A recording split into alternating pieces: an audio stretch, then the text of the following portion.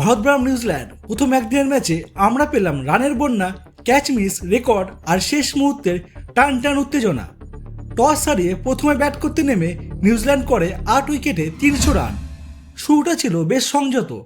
Devon Conway আর Henry নিকোলাসের opening জুটিতে আসে 117 run. নিকোলাসের 62 আর কনওয়ের 56 রানের innings কিউদের শক্ত ভিত করে দেয়। এরপর মাঝখানে ধাক্কা খেলেও 4 নম্বরে নামা ড্যারেল মিচেল একাই লড়াই চালিয়ে যান। তার 84 রানের ঝকঝকে ইনিংসে নিউজিল্যান্ড পৌঁছায় 300 গন্ডিতে। ভারতের বোলারদের মধ্যে সবচেয়ে সফল ছিলেন মোহাম্মদ সিরাজ। 40 রান দিয়ে 2 উইকেট তুলে নেন। প্রসিদ্ধ কৃষ্ণা ও হর্ষিত রানাও নেন 2টি করে উইকেট। তবে চোট পাওয়ায় ওয়াশিংটন সুন্দরের বেশি বল করতে না পারাটা কিছুটা চিন্তার কারণ হয়ে রইল।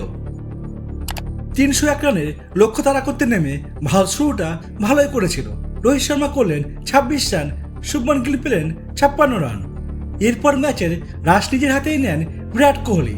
চেনা ছন্দে সাবলীল ব্যাটিং, 91 বলে 93 রানের ছকছকে ইনিংস খেললেন। 17 রান হাতছাড়া হলেও এই ইনিংস ছিল ঐতিহাসিক। আন্তর্জাতিক ক্রিকেটে 28,000 রান পূর্ণ করলেন বিরাট কোহলি এবং কুমার সাঙ্গাকারকে টপকে সর্বকালের দ্বিতীয় সর্বোচ্চ রান সংগ্রাহক হলেন। তার সামনে এখন শুধুই একজনই, দ্য গ্রেট সচিন টেন্ডুলকার।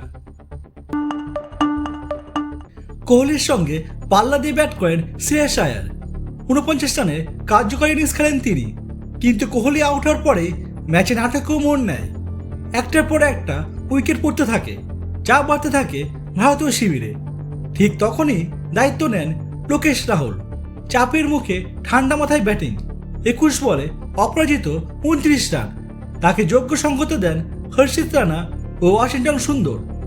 শেষ পর্যন্ত 49 ওভারে 6 উইকেটে 306 রান করে ভারত জিতে নেয় ম্যাচটি। নিউজিল্যান্ডের পক্ষে দুর্দান্ত বোলিং করেন কাইল জেমিসন। 41 রানে 4 উইকেট তুলে নেন।